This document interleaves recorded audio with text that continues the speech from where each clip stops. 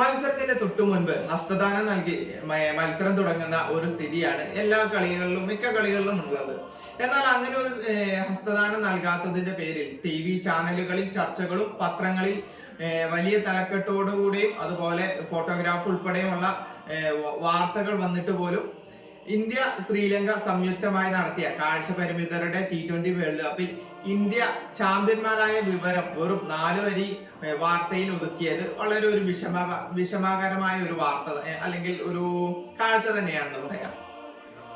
ഫൈനലിൽ 5 വിക്കറ്റ് നഷ്ടത്തിൽ 114 റണ്ണെടുത്ത നേപ്പാളിനെ 12 ഓവറിൽ തന്നെ 3 വിക്കറ്റ് നഷ്ടത്തിൽ ഇന്ത്യ മറികടക്കുകയായിരുന്നു.